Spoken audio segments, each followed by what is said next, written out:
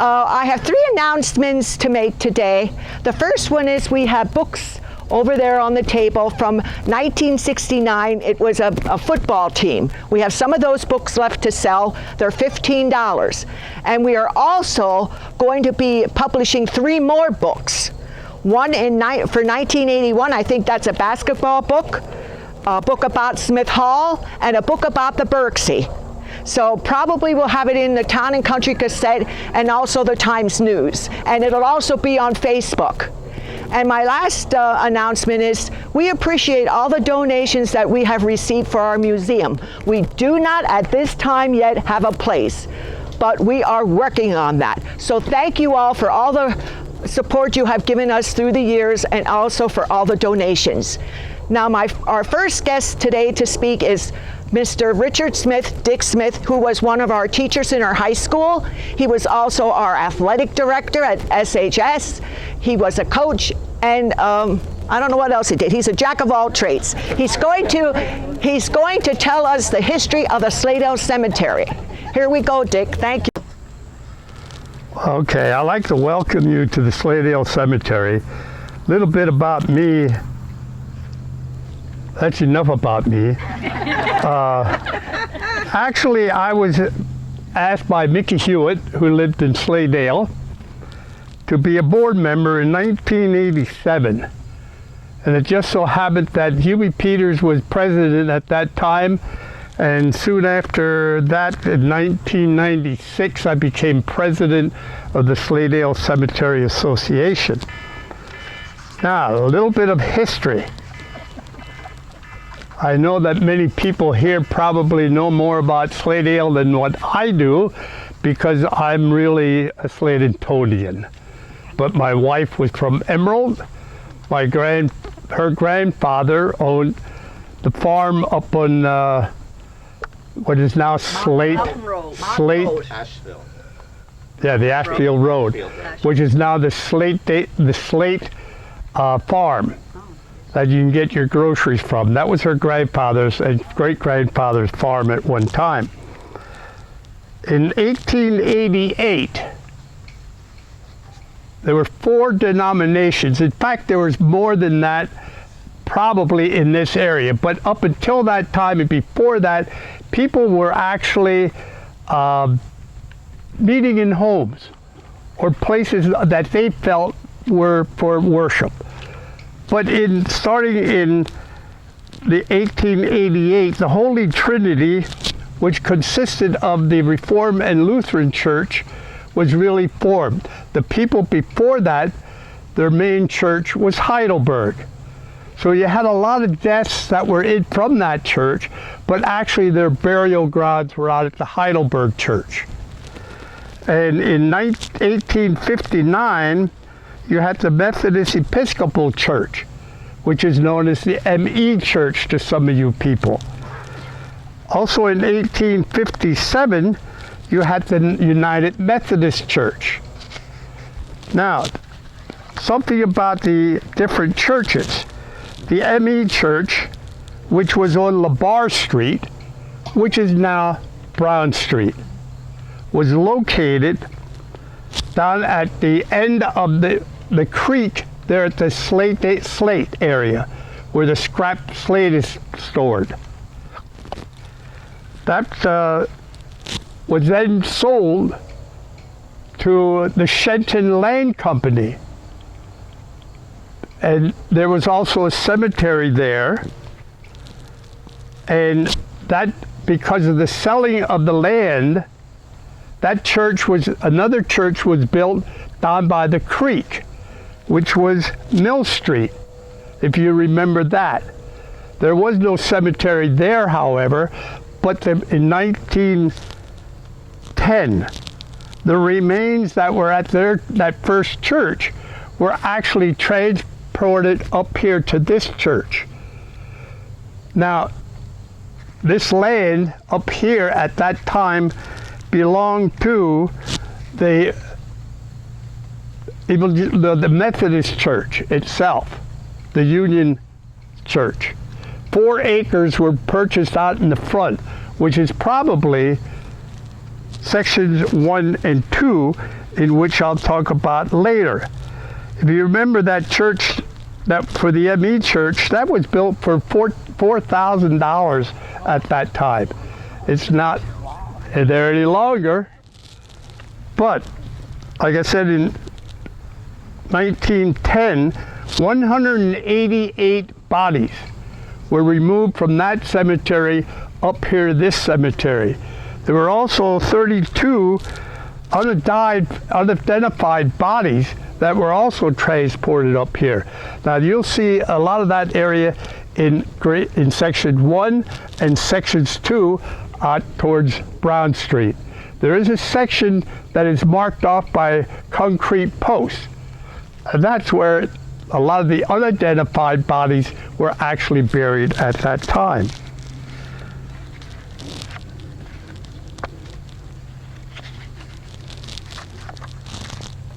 The United Methodist Church was built on Main Street in 1884. And at that time, they went up here to Brown Street and purchased land of 4 acres so that their cemetery could be taken care of with their patrons. In 1992, more land was purchased by the Methodist Church, and this is what you see at the present time that you're standing on. In 1926, the Slatedale Cemetery Association was formed, and the reason, I guess, was that many of the lots and graves were being sold to other people rather than just their faith. So now you have the association being built.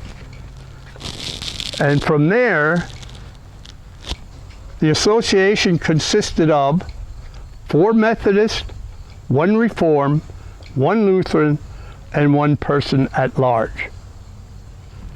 The people that were responsible at the very beginning of the Slatedale Cemetery Association, some of these names you'll probably recognize as far as history is concerned. William Steele, he was president and also superintendent of grounds. George Williams was vice president. Norman Shenton, he was the treasurer. Frank Hewitt, James Kern, and James Pauls were the first officers of the Slatedale Cemetery. However, what happened is that now we only have an association. We're not connected with any church, because of the fact that you have the ME Church joined with the Methodist Church. The Methodist Church, we figured that, you know, what's going to happen with them in the future, and also the Lutheran Church, and also the Reformed Church. So we sat down and we drew up new bylaws, and now we're all at large. Are there any questions? Yes. What happened to the 4 acres that they originally bought? Where is that? The 4 acres, I would guess, would be, see the flagpole? Mm-hmm. On the other side of the flagpole towards Broad Street is section 1. Section 2 is straight ahead towards Broad Street. There's where most of your older people are buried. Then you have section 3 here. You have section 4. Then they went and you have section 5 up there, 6 in the corner, 7 to the left on Broad Street down towards Loop Road, and then you have 8, which is also in Loop Road. So most of your old folks are buried in 1 and 2, then they started in 3, 4, from 4 they moved up to 5, and now 6 and 7 is starting to be filled in. We still own the graves or plots area down here that is not even marked yet.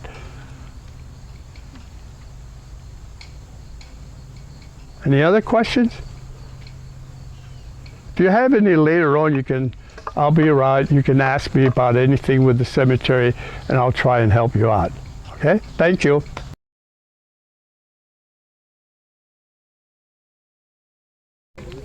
Now our next topic is Wilson German. Wilson German is a descendant of Adam German, who came over from a little village called Kleingumpen in the Hessen state of Germany, in the western part of Germany. The Germans have a homestead there. It's 250 years old, and it's still in the Freundschaft. In other words, it's still in our family. The fellow that lives in it now is his wife, Heinz and Anna Koffenberger. He apparently lived with his parents. His father died, who was Walter, and his mother is now in a nursing home. I'm in constant contact with him at Christmas time. We exchange notes, and if there's anything else that I need to know, or if anyone else wants to visit over there, I let him know, and he's more than happy to welcome the visitors to the farm and show them the area. The farm is really an estate to me. It's over 100 acres of woodland, and I have a photo over there if you'd like to take a look at it's an aerial photo of the farm over there in Kleingumpen, Germany. So most of the people that came over from Germany to Pennsylvania in the 1700s were farmers and artisans. Well, Adam was a farmer, and now Wilson was also a farmer, and he also worked for the Heidelberg Township as a supervisor. He had married Flora Fritzinger, and Flora Fritzinger just so happens to be in the Fritzinger's Freundschaft family tree that had owned the Fritzinger's bakery in Walnutport, and they had 6 boys and 4 girls. I knew most of my grandfather's brothers. Well, that's where I come in. Oliver is my grandfather, and he's the son of Wilson, one of the sons. And the sons live close by to one another. So I happen to know the great uncles quite well. I didn't know the rest of the family that well, the girls. I only knew one of them, Lil, best. She lived in Allentown, and Agnes Saunders lived in New York. They had a dairy farm.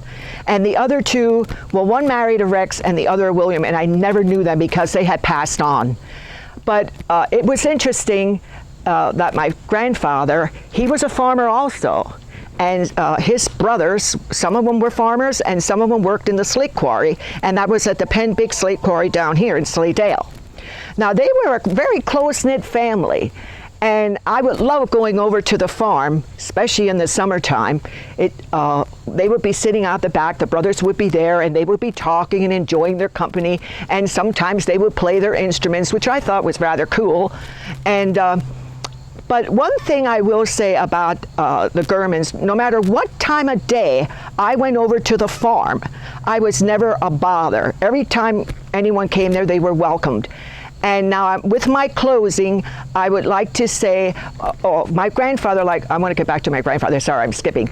My grandfather also huckstered his produce up in Palmerton. He was a cook for 14 men at a hunting cabin in Powder County.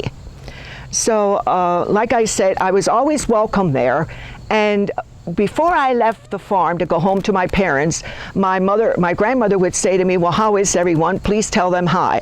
And she left me with these words, I'll never forget them. Oh, du bist so schön, komm bald wieder.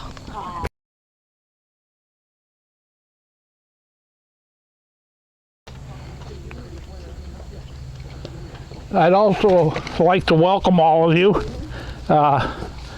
to this, our 3rd walk, cemetery walk.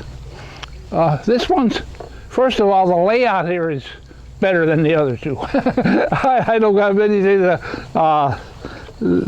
Fairview's on a hill, although it was a farm, and Union, although it's the biggest cemetery in the area, burials-wise, it's also all spread out. So this is nice. I personally didn't know a lot about this one except through my wife and her relatives and that are buried here. Yesterday I was putting up some posters on the cemetery, and this fellow stops me in his Corvette, and I thought, boy, I gotta get to know that guy. Man, oh man. The only guy I ever knew that had a Corvette was my son-in-law, and he got rid of it. He couldn't afford to keep it, so Here it was playing horn. And I thought I knew a little bit of Slatedale history, just a little. Well, I know less now compared as to when I talked to him. He's very knowledgeable of Slatedale area history. I'm sure a lot of you are. So what I say, I'm allotted 15 minutes, just like all the speakers are. I have to talk about two families, a German family and a Kern family. But I have some other things I'd like to throw in there. So I'm going to start my 2:23, 15, 2:38. At 2:38 I'm supposed to be done. So I won't be, but anyway. So let's get started. I would like to say a few things about the history of Slatedale. And any of you that live here or did live here, whatever, know this better than I do. But Slatedale was always farms. There was no village, just like there was no town of Slatington, until one thing happened. And what was that? Slate. Slate was discovered. Now the farmers here, the Pennsylvania Dutch farmers, they really didn't want to worry about digging up the ground. They wanted to use it to plant their crops. But when the Welsh came over, who knew how to mine slate, and the English came over and offered nice money to the farmers, they couldn't refuse it. So that's why all the slate holes, slate quarries are in the ground, because there was a lot of money to be made, and then there weren't enough workers here. Even though the Pennsylvania Dutch had no internet and had no TV and made a lot of babies, 10, 12 to a family or more, that wasn't enough. So they had to bring over from Wales and from across the ocean their own workers. That's why you see a lot of Williamses and Robertses and Evanses and it just goes out, Joneses and here, how they got here. Before that, it was just Germans and Kerns and Hunzikers and those Pennsylvania Dutch farmers. Okay, one of the first people to put money into slate quarry here was a fellow by the name of George LeBar. And he had a brother, and they worked together and dug these first holes in the ground, and then moved into Slatington and dug holes and quarries, and then moved to Northampton County and dug them. So they decided, whoever made the decision, they were going to call, of course, this village sprung up. They needed houses, they needed restaurants, they needed hotels, they needed bar room, they needed churches, so that all sprung up. And George LeBar, was very prominent in that, and they named the village after him, LeBarsville. That didn't stay with that name. For some reason, it changed to Slatedale, just like Slatington. I guess it was an easy way to identify the area. LeBar is not buried here. He's buried somewhere else. His one son, Jesse LeBar, is buried on Fairview in Slatington because he was turned into be a Presbyterian, along with Shenton. And Robert's going to tell you all about Shenton. But Francis Shenton was one of the next slate guys here. And his family got into everything and anything. But he turned to be a Presbyterian and went to Slatington, and he's buried in there. Okay, enough of that history. Any questions? Or anything you want to correct me on or add to? No? That's good. That means I get going. Joseph German. Joseph German was a second cousin to Judy's Wilson German. Joseph isn't buried here. He wasn't a second cousin, excuse me. Let me delete that and start all over again. His children were second cousins to Wilson German. He was just a third generation. It was Adam Jr., and then Joseph. And Joseph German owned a lot of the land, supposedly, I read, in the area of Slatedale. He sold the land for the church, for the Trinity Union Church down there, and very prominent. So, but some of his kids are buried here. Not many, but I'll talk to you about. He had 10 kids, but only 3 are buried here, and he has some grandchildren buried here. Okay. One of his kids who's not buried here was a guy named William Lewis. And William Lewis moved to Kansas. And there's all kinds of articles in the Slatedale News I ran across. He planted apples. He was the Johnny Appleseed in a sense. And he went back and forth from Slatedale, and some of the people, his brothers and nephews, would go out there to Kansas and live there a while. Just like Judy didn't say this, but I know some of her ancestors go back and forth. Remember, she said she had a sister that lived in New York. They go back and forth to New York State and work and live there a while. Okay, let's talk about the ones that are buried here. Okay, the ones that are three of Joseph's children are buried here. One's named Joseph also. Yeah, they didn't call him Junior, but he had no kids. Another was named Sarah. She is buried here. She married a Wirt, W-E-R-T. And you may know some of their children. One daughter, Loretta, married a Beagley. That, I think, is a Slatedale name. So some of you historians in the area might know that name, Beagley. And then another child who most of the people here are from John F. German. He had Lawrence and Charles. And Lawrence's name appears on the, I don't know if it's called a cornerstone or what, at the Ephrata Sunday School. Between when they put the school buildings together, in between there's a block, and he donated that block, and his name is recognized on there, L.J. German.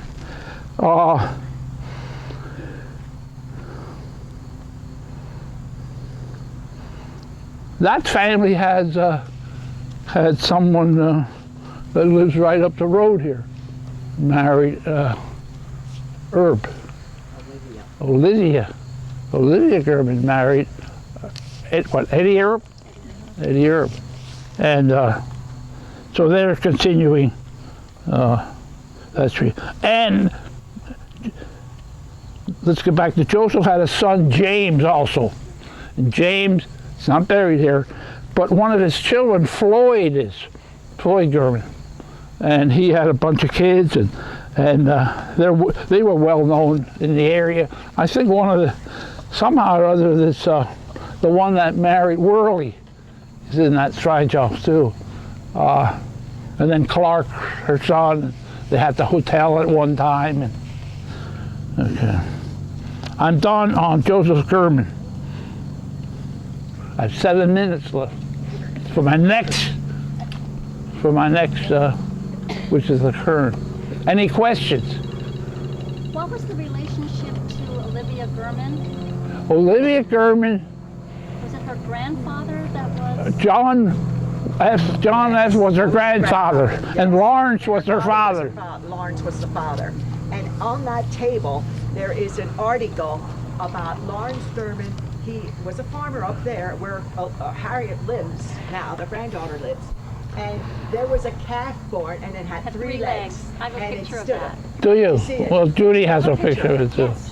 Oh, do you? Yes, I'll get it to you. Oh, and I have an article there. She has a picture in the Olivia morning column. German's mother was my grandmother's aunt. Okay, she They was a were- Kern, right? yes. I thought so. Yep. No, not on Kern's Too many side. names. It's on the other side. On the Other side? Yeah. Okay. Okay. The good. work side. So then you had that article. That's Yes, neat. I Okay, you're taking up my time, Judy. Sorry. There might be an article with it, I'm not sure. I'll pull it Well, out. no, there's an article there. My mother was a typewriter, and she kept all these articles, and I found that, and I thought, oh, this is great. Yeah. I didn't He even was know in the that. newspaper, I think, with it. Okay, now I'm going to Kearns. I think if Kearns, and I didn't figure this out mathematically, but I think if Kearns and Germans and a couple other families here weren't here, you could have the cemetery up there alone, because there wouldn't be that many. But there are so many especially Kearns. From my calculations and adding them up, they have the greatest number of burials here. So they're not only from Slatedale, they're all from Nicholas Kern, who came over here from Switzerland and this sort of thing. Okay, let's talk about Reuben Kern. Did you say that Wilson was the oldest German here? No, I didn't. Wilson Kern was the oldest German, is the oldest German buried here. Reuben Kern is the oldest Kern buried here.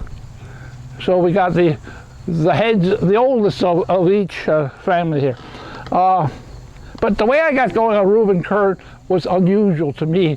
I said to Judy, I said, what Kerns do you know? Who should we? Well, she said, my sister-in-law is a Kern. My husband, my brother Michael Ellis, is married to a Kern. Oh, that's interesting. We should probably do something about that. So I started investigating. I went on Ancestry. I dug around, went to the cemetery records, and here, she said, I said, well, what do you know about Melissa's family? Well, I know when I was a little girl, her dad used to drive a truck for Heimbach cleaners. So I don't know how many of you ran into that. Cleaner. Huh? Excellent work. The work was phenomenal. I don't think there's anybody today that can touch that. Then she said to me, 4 minutes. Then she said to me, but you know, he was well known as a clarinet player. Very excellent clarinet player. And I said, oh yeah? What was Melissa's? Eppie Kern, she said. Oh, God's sake. I said, I worked up at Blue Ridge 50-some years, Blue Ridge Pressure Ship, and our chief engineer there was in a heightened band. And he would constantly ask me, do you know Eppie Kern from Slatedale? I said, why do you want, well, you live down in Slatedale. Well, then when I found this out, I said, yeah, I do know Eppie Kern, so I could say that. And he said that this Henry Bisbee, who was a trumpet player in the band, said, that Eppie Kern can do such a great job with the clarinet. He's very well known for that. And he likes to go to races, auto races, she said. So I bumped into Eppie Kern, Melissa's father, at work through Judy. And then it just snowballed. So I thought, I have to research this a little bit farther and see what I can find. So what I did find was that she goes back Harry, Charlie, Louis Franklin, to Reuben. And Reuben's here buried. I have a marker of him. He's the oldest Kern. And he comes from the Kern, Nicholas Kern. I mean, he's way down the, you know, Nicholas, the original guy, who had a son Wilhelm or William, and he had a son William, and he had a son Nicholas, and then we come to Reuben. So you can see, if you're a Kern, you can really trace your ancestry back, because they were here so long. Okay. So you might say, well, that's the way you research your family. If you're a Smith and you want to know something about Smith, you go to Ancestry or go to your Bible records or something and see who the father was. But most of us here knew we're starting at the top. In other words, you were starting with Francis Shenton. Not Shenton's down the bottom, but at the top. Mike was starting with Doc Sodden. And Susan's talking with James Peters Kern. So this, though, I went back up through the ranks and found Jeremiah. Jeremiah, a little comment. Jeremiah had a cousin Reuben had a cousin named Jeremiah. And they were about the same age, within 10, 15 years of each other. And he was the father of James Peter Kern, who Susan's going to talk about. He's buried over there. I marked him. But he was sort of unique. He was a Civil War vet, and got commended for that. Okay. I made it to 238. I want to say one other thing. That's it. Then I'll go to 240. Cemeteries. Cemeteries have been an interesting subject. There's a fellow, I think it's deceased now, named Myron Ware. And he's from Allentown. He belonged to the Historical Society down there. And he wrote a couple of articles. And he's upset that people don't keep records of the private families. You know, way back when, before even when the Kerns were here, they had their own cemetery in their own backyard, more or less. And that got eliminated along Trout Creek when they took the quarries out and dug away that. There was something else I wanted to tell you about. Oh, legend has it, this Myron Ware says, that for many years a suicide victim could not be buried in a church cemetery, which I found sort of interesting. Not that we have that many suicide victims around, but that was a policy up until the later 1800s. Okay, I ran over a couple minutes, but now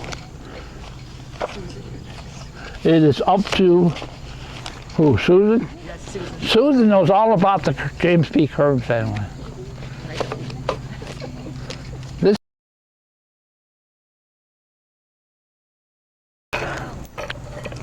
Guess how many Kerns are buried here? Guess. Just guess. How many? 88. Close, 82. Thank you for coming today.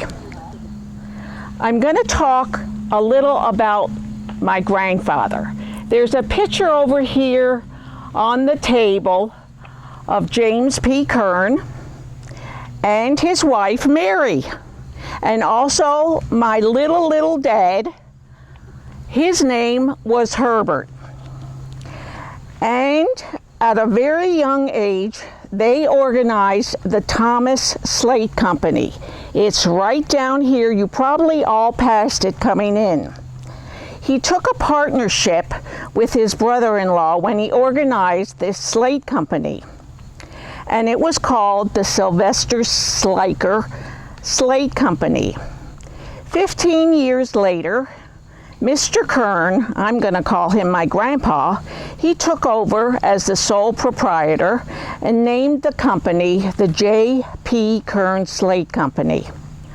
The first quarry that he opened, he called the Big Six, right down here. And later on, he opened a home on Main Street, Slatedale. It's no longer there as a Kern estate or a Kern home. He went west and then he started the Union Church. Can you all hear me? Yeah. Another quarry he operated was the Carbon, and that was located on the east side of Broad Street. He also operated the Highland and also the Empire Quarry. Now I'm going to talk about some people that died because this book is from 1989. So these people might have passed on. He and his families were active members in the Evangelical Church in Slatedale. Guess what? It closed. They had 8 members. My son, Jason Giaquinto, he constantly came up here. He said it's not going to close. Well, guess what? It closed. There, James Kern served as a Sunday school teacher, church council member, and eventually a convention delegate. In 1925, the church was renovated and enlarged. His sons, grandsons, and quarry workers dug out a new foundation after their working hours at the quarries. Mr. Kern was an organizer of the Slatedale Cemetery Association, where we are now, and he started the Bowman's Park Camp meeting. Guess what? I went there and I hated it. James P. Kern, he married Mary Hainwork, and she's over there in that picture. And they all lived at 1673 Main Street. The remaining 12 children, 3 died, were Erna, William, Hester, Harry, Blanche, Lawrence, they called him Nutty, Carl, Wayne, Herbert, my dad, Vincent, Mary, and Lucille. Erna married William Merkel, who was employed by the Lehigh Valley Railroad. They had 3 children. Norwood, he worked at Merrill Lynch. He married Pauline Schleicher, and they had 3 children. William, Jane, who died, and Susan. Claude, who married Lillian Rock, and they had a son. Dr. Larry Merkel, and Margene, she died, who married Willis Hankey, and they had 3 sons. The 3 sons' names were Roy, David, and James. James died, and he was very young. William married first Minnie Mack and then Ruth Donnerheyer. They had 2 children. Hester married John Ringer, and they had 4 children.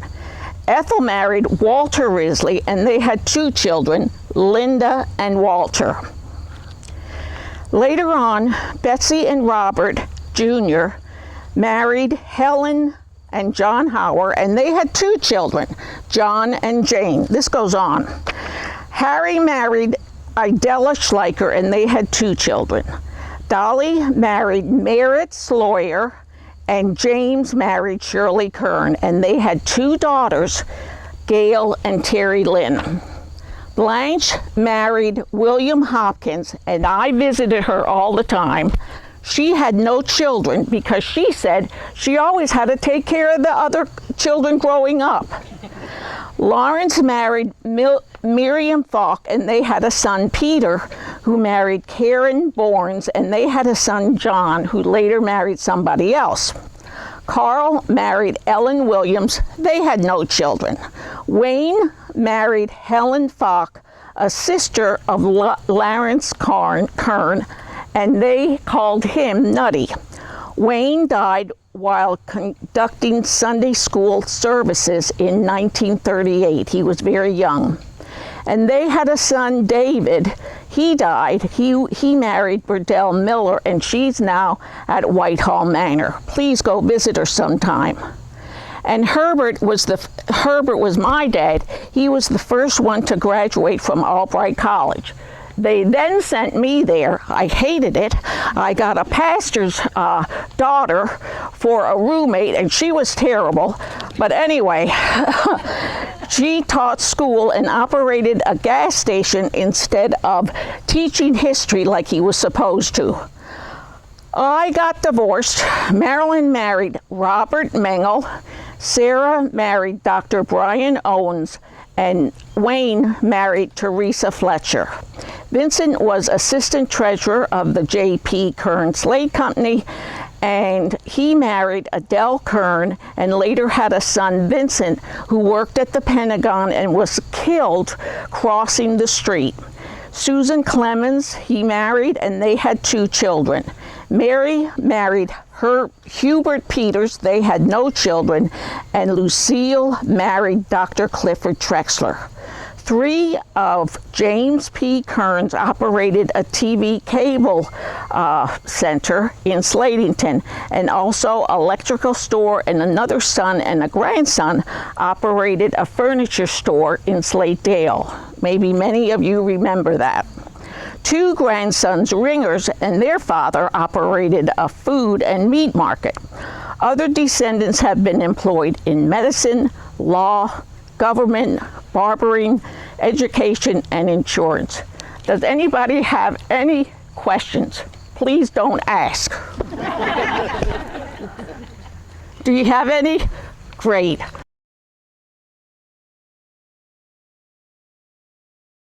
After hearing Mr. Smith say about where the Kerns are all buried, are you done hearing about Kerns? The answer is no. No, you're not done hearing about Kerns. So I'm going to talk about Peter Kern. Peter Kern was the grandson of Mr. Kern that Susan just talked about, James P. Kern. So I'm talking about Peter Falk Kern. He was a son of Lawrence Jeremiah and Miriam Lillian Falk, born March 18th, 1938 in Slatedale. His paternal lineage goes all the way back to Nicholas Kern. I hope you all know who Nicholas Kern is. He was one of the original European settlers in what would eventually become Slatedale. While in high school, Kern participated in band for 3 years, photography club for a year, and was a member of the National Honor Society for his last 2 years. In the class yearbook, he was described as congenial, with a keen sense of humor and having an outstanding personality. Most importantly, he was described as being a very talented musician. While in high school, Kern received state and national recognition for his flute playing prowess. Upon graduation from Slatedale High in 1956, Kern attended the esteemed Curtis Institute of Music in Philadelphia. All scholars attend this institution on a full scholarship, and admission is extremely competitive even to this day. According to statistics compiled by the U.S. News and World Report, the Institute has the lowest acceptance rate of any college or university, making it the most selective institution of higher education in the United States. Peter studied under William Kincaid, who is often referred to as the grandfather of the American flute school, as the majority of flute players today can trace their musical ancestry to him. Peter Kern graduated from the Curtis Institute in 1962 with a bachelor's degree in music. After his formal training, Kern enlisted in the United States Coast Guard, becoming a member of the military branch's band. This instrumental group is one of the most premier service bands in the United States. Following his stint in Connecticut, he became a professor at the Conservatory of Music in Puerto Rico, a position he held for 30 years. He was invited to take this position by a gentleman by the name of Pablo Casals, who was a Spanish and Puerto Rican cellist, composer, and conductor. In musical circles, Casals is generally regarded as the preeminent cellist of the first half of the 20th century and is one of the greatest cellists of all time. Kern remained in Puerto Rico, performing as a principal flautist with the Puerto Rico Symphony and the Casals Festival Orchestra. Additionally, Peter performed with the Woodwind Arts Quintet, the Bethlehem Bach Festival when they toured Germany in 1976, and the Camerata Caribe Chamber Music Ensemble. In a review of a concert of the Puerto Rico Symphony Orchestra from January of 1981, Donald Thompson wrote, "Saturday's concert was built around flute music, with the orchestra's excellent present flautists Peter Kern and Ruben Lopez as soloists. Kern offered a charming concerto for flute and orchestra Jacques Hilbert." Not quite sure what that all means. If you can let me know, please let me know. The latter is a tricky and characteristic piece of French music. Both Lopez and Kern played their solo parts with skill and grace. In 1990, Peter Kern married Gloria Navarro, who was a native of Puerto Rico and also an accomplished oboe player. Kern passed away on February 26, 2018 in Carolina, Puerto Rico. His wife, Gloria, son, John Kern, and grandchildren, Christopher and Alexander Kern, survive him. And he is buried, you can see the pink stand right there. And you can see with the flag, that's his burial spot. Are there any questions? this isn't a question, but he appeared at the Slatedale Music Club, I think in the year 1978. There is a brochure over there with his name on it and the program. If you'd like to take a look at that then. He was excellent. If you've ever seen him play, he was fabulous. I think it's only 1 or 5% of students that get accepted at Curtis Music. It's exceptionally small. Difficult. Yes, Get it? very small. You have to be very, very talented. So we're very fortunate that we knew someone who went there and was in our backyard. Thank you, Mike. Of course. I'm up next, again, okay? Before I start on Dr. Ralph Sowden, I have 2 stories here, one with Ralph Sowden and then his son, Edgar. Both of them were medical doctors in Slatedale, but you'll hear about that later. On the table, there's also a handout. I printed out birth certificates and death certificates that were signed by Ralph Sowden and Edgar Sowden, 2 each, and then there's some other articles in there. As an interesting side note pertaining to my family, Dr. Ralph Sowden, the father, was the attending physician when my great-grandmother was born, and his son, Edgar Sowden, was the attending physician when her grandmother, my great-great-grandmother, passed away. So that's an interesting family note. Dr. Ralph Tenney Sowden, MD, was born on December 23rd, 1850 in Allentown. He was a son of Samuel and Elizabeth Williams Sowden. His parents came to America from Liskeard, England. Sowden attended the public schools there until he was 8 years old, when he became a pupil at the country school located at Ballietsville. He was a pupil there until he was 15 years old in 1865. It was at this time that he accepted a position in the mining region of Rittenhouse Gap, Berks County, where he stayed for a year. No other information was made available. I have to imagine he worked in the mines. Don't know what mines it was in that area, but some mines. He then returned to his home near Myersville. Well, most of you are probably thinking, where's Myersville? Give you a brief description real quick.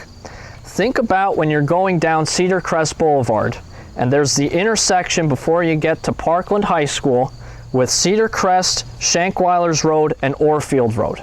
That's where Myersville is today. And he came back home and he attended Muhlenberg College. He walked a distance of 6 miles each way every day to go to school. At the age of 17, he began to teach in the public schools of Lehigh County. 17 years old, teaching in public schools. This was a usual occurrence, though, at that point in time, having teenagers teach children. After teaching several years, he attended Kutztown Normal School, now Kutztown University, to become further certified. During the summer, he took on jobs in various occupations in order to save money to reach his true dream of becoming a medical doctor. In June 1873, Sowden entered Crittenden's Commercial College in Philadelphia. He graduated in 7 weeks, becoming the first pupil to receive a diploma in such a short period of time. I'm not sure if that talks to Dr. Sowden's knowledge or what the requirements were at that time, or a combination of both. 1 year later, in 1874, he began to read medicine in the office of Dr. W.P. Kistler in Schnecksville. In the fall, he enrolled in the medical department at the University of Michigan. He graduated with honors in March of 1879. Upon graduation, he opened an office in Shamokin, but only remained in that area for a few months. By May 1880, he relocated to Slatedale, where he opened his practice. On June 12, 1881, he married Mary A.S. Lentz of Washington Township, and they had the following children. Ralph, who passed away in a tragic railroad accident on February 22nd, 1907. His obituary is in the handout that you can pick up. Ella S.A., who married Howard E. Mounts of Philadelphia. Samuel A., Mary A.S., who married William J. Robinson, also of Philadelphia, and Dr. Edgar L., who you will hear about more shortly. The Sowden family resided at what is today 4024 Main Street in Slatedale. Ralph purchased this house in 1890, and it stayed in the family for 81 years. This house served both as a private residence and the doctor's office. Slatedale, The Early Years, which was published in 2006 in honor of the 150th anniversary of Slatedale, had this to say about the house. As patients entered from the front porch into the doctor's waiting room, they could see the doctor's roll-top desk, a large wall clock, a huge safe, and a table in the center of the room with many chairs. His examining room, directly behind the waiting room, stepped down towards the rear of the house. Is there anyone here that remembers that? A couple people. Yeah, there we go. In the examining room held his scale, microscope, cabinets full of medical books, and large pill bottles full of remedies, or supposed remedies. The living quarters were on the left side of the house, and the kitchen was in the rear of the home. The 1914 History of Lehigh County genealogy book had this to say about Dr. Ralph Sowden. His faithfulness as a physician, uprightness, and honesty as a man has won him the admiration and confidence of the community. Though a Democrat in politics, he has been twice elected school director from a very strong Republican district. I guess that's true today, too. Sowden was president of the Washington Township School Board for several years, and much of the advancement of the local schools was due to his untiring efforts. He was the treasurer of the Slatedale Band, the Citizens Fire Company, and Washington Camp number 323 Patriotic Order Sons of America. Some of you might have heard of the POS of A. He was a past commander of the Star of the North Commandery number 92, AIO Knights of Malta, and having been a charter member there. He was the past president and county president of the POS of A, and a member of the Lehigh Valley Medical Society, Slatedale Lodge number 624, Independent Order of Odd Fellows, and the Lady Rose Rebecca Lodge IOOF. Lastly, Sowden was a faithful member of the Reformed congregation in Slatedale, serving as secretary of the congregation for many years. Dr. Ralph Sowden died from influenza on Monday, May 30th, 1926 in his home in Slatedale, aged 75 years, 5 months, and 7 days. Yes? I just wanted to add something interesting that he did, and he was a very young man. No, it was his father. It was his father who did it. Okay. Ralph Sowden lived during the Civil War. Yes. He cut clippings from the newspapers and pasted them over books that he owned. He pasted these Okay. clippings. Melissa and I are in possession Of the- some of these the- books. There were 5. Okay. So he cut clippings regarding the war, from the Civil War, pasted them in books and then he to passed keep. them down to Edgar, and Edgar passed them down to our father, and who gave them to There us. you go. And Edgar's housemaid was our great-grandmother, great-grandmother, Lulu Winter. And I'm going to talk about her Oh, you are? a little bit. Yes. Okay. Yes. Yes. All right. Any other questions or comments? Anything to add about the first Doc Sowden? Okay. If not, the second Doc Sowden, Dr. Edgar Lentz Sowden. He was the third child of Dr. Ralph T. and Mary Lentz Sowden, and he was born April 21st, 1886 in Slatedale. He attended the Slatedale Public Schools until he enrolled at Slatedale High School in 1900, and he graduated 4th in his class on May 26, 1904. His grade point average, 4th in the class, was 97.39. In addition to these academic ventures, young Edgar became an active member at the Holy Trinity Lutheran and Reformed Church in Slatedale. During his senior year of high school, he became secretary of the newly organized Sunday school at that church. During the fall of 1905, he left life in Slatedale behind to continue his education. He decided to follow in the footsteps of his father and journeyed to Ann Arbor, Michigan, where he entered the medical college at the University of Michigan. However, by 1907, he had transferred to Jefferson Medical College in Philadelphia. He graduated from this institution in 1911 and then subsequently served an internship at St. Luke's Hospital in Bethlehem. He then became registered to practice medicine in Lehigh County on January 19, 1912. Following the death of Edgar's mother, Mary, in 1913, his father, Ralph, employed Lulu Milhouse Wenner as his live-in maid and housekeeper. When Ralph died in 1926, Edgar continued to employ Mrs. Wenner. The 1940 census indicates that Dr. Sowden paid Lulu a sum of $500 per year for her services, which is equal to $9,750 today. After nearly 50 years of service to the Sowden family, Mrs. Wenner passed away on February 6, 1962 in Allentown at the age of 74.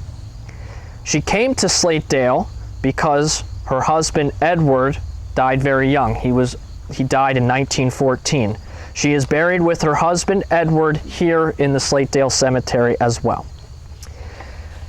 Back to Edgar. He went into practice with his father directly following his internship. When his father passed away in 1926, Sowden maintained the practice until his own retirement in 1967. This means that the two generation of Sowden men practiced medicine in Slatedale for an outstanding 87 years. While he engaged in this practice, Dr. Sowden was also the deputy Lehigh coroner for several years. His World War II registration card, he did not serve in World War II, but his registration card describes the 56-year-old man as being 5 feet 8.5 inches tall, weighing 180 pounds, with blue eyes, brown hair, and a ruddy complexion. In addition to being an integral member of Holy Trinity Reformed Church, he was the director of the Slatedale Cemetery Association from 1935 until 1968. He was elected treasurer in 1956, a position that he held for 12 years until he got off the board in 1968. In April 1955, there were many newspaper clippings regarding the polio pandemic that was going on at that time. And in one of those articles, it described how Dr. Sowden proudly offered his services in providing that vaccine to pupils in 1st and 2nd grades right here at the Slatedale Elementary School. Other practitioners offered the vaccine to remaining children in the school district.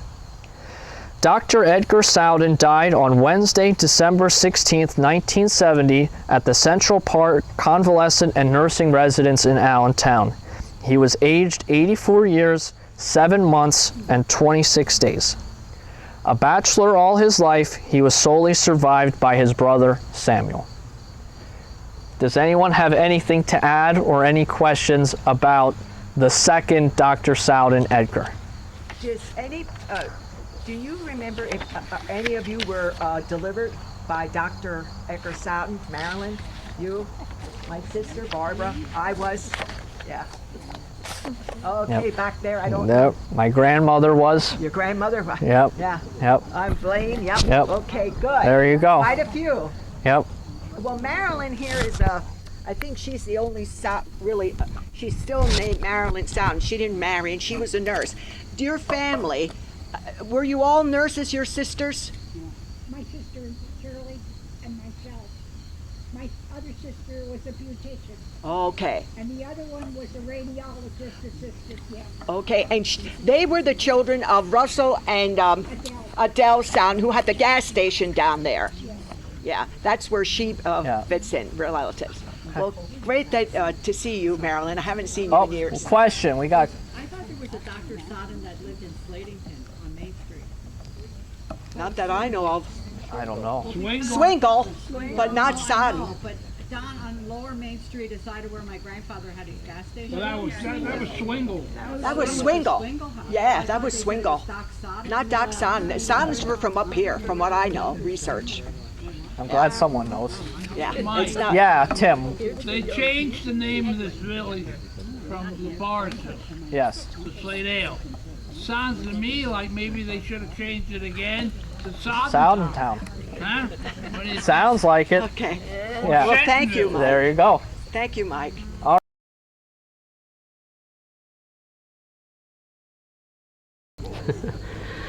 Okay, as the last speaker of the day, I get to take as much time as I want, so be prepared. No. No, but I will be a few minutes because there's a lot to talk about Francis Shenton. Unlike many slate barons of our area, Francis Shenton was English, not Welsh. He was born in 1826 in Derbyshire, England, and Derbyshire is a county in the East Midlands of England. Nearby towns that you might have heard of are Sheffield, for all you Def Leppard fans, and Nottingham, for all you Robin Hood fans. Francis spent his youth in England and received a common school education, and it was during this time he became familiar with the slate industry. At the age of 21, he married Emma Appleby, and 3 years later, in 1850, Francis left England for the United States and settled in New York City for a short time.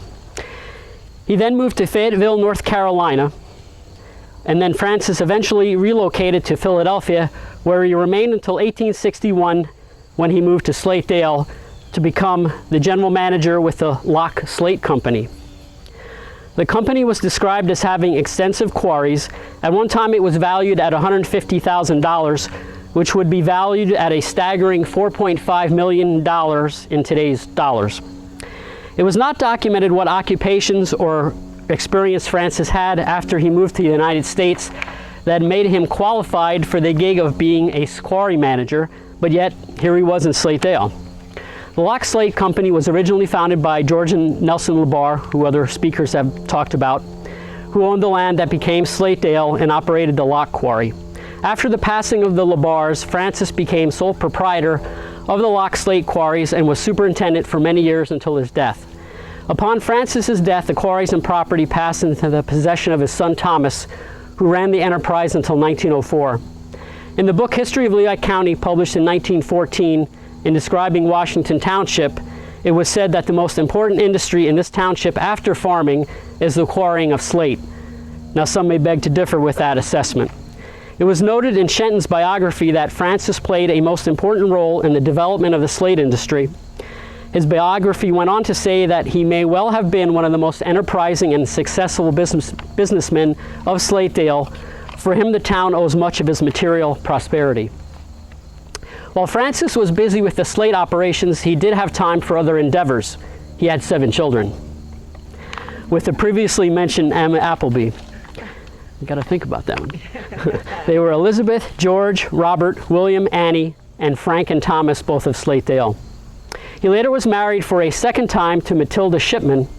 Sadly, Matilda and her only child lived only a brief time after her marriage to Francis. Francis married for a third time at age 46, this time to Mary D. Campbell in 1872. Together they only had 3 children.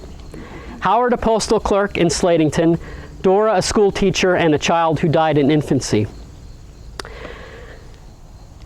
After the Civil War, Francis built a red brick building and opened his general store, which he ran for 20 years. The Slatedale Post Office was and still is located at this same location and has been for 155 years.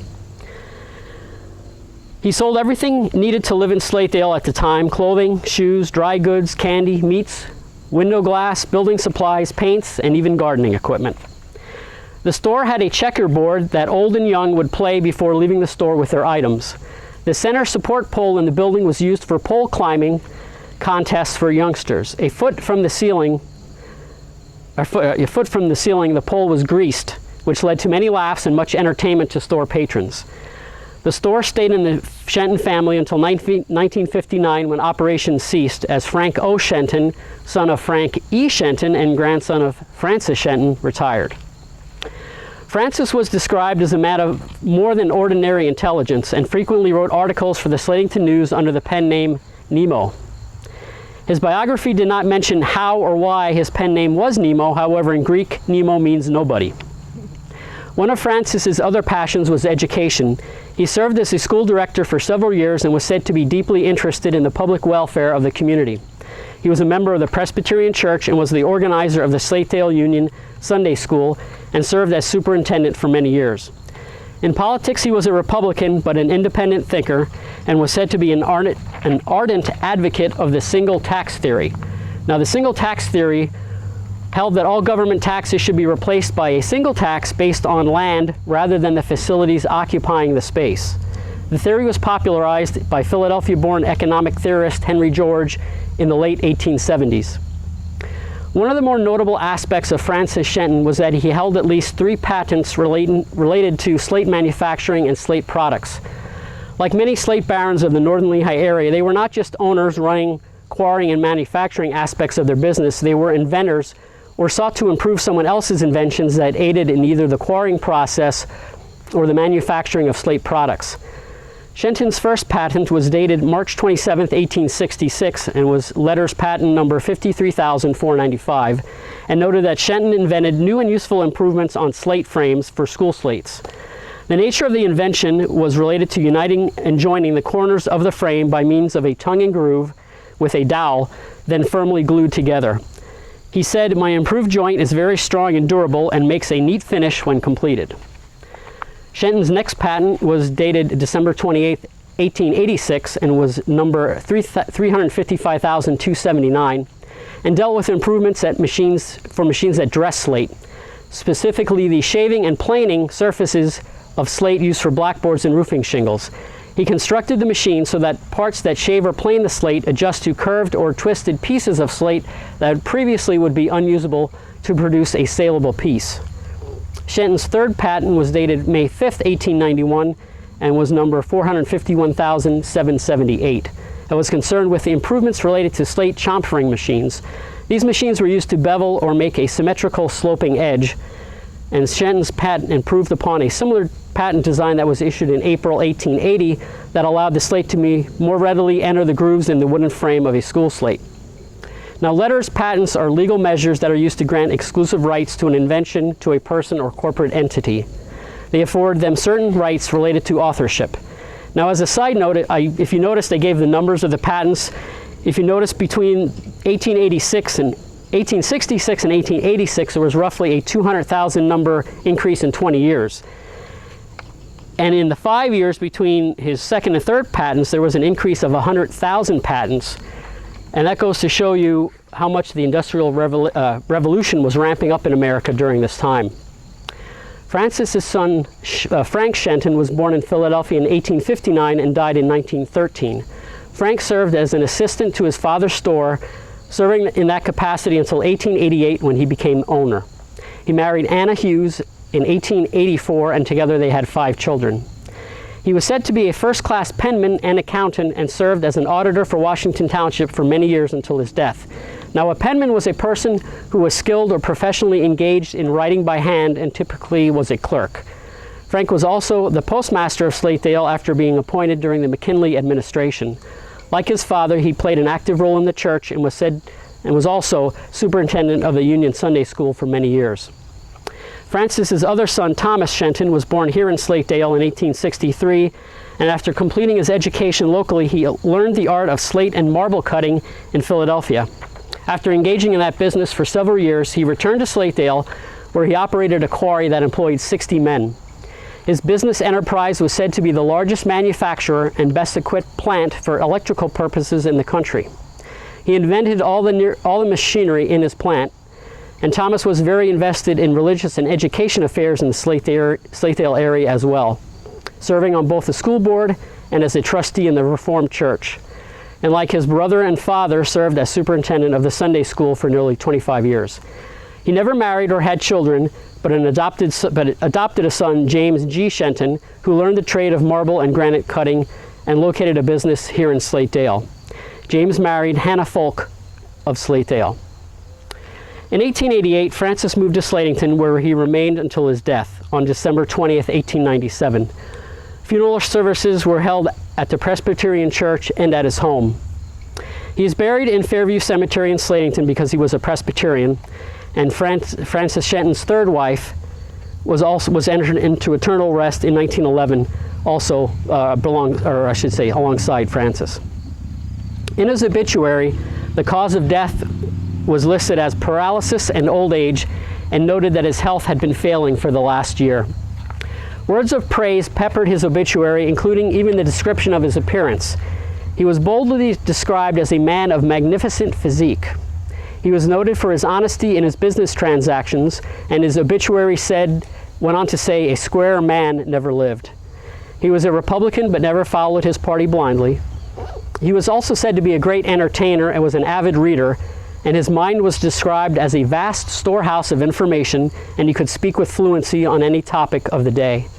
Francis Shenton's obituary also noted that although his children were scattered all over the country, they would return every Christmas to the family homestead in Slatedale for a family reunion. It was said during this time that Shenton was his happiest. Perhaps his obituary described Francis Shenton best as living a life of usefulness, which, as you just heard, he most certainly did. Any questions? Thank you, Robert. Yep. Any questions?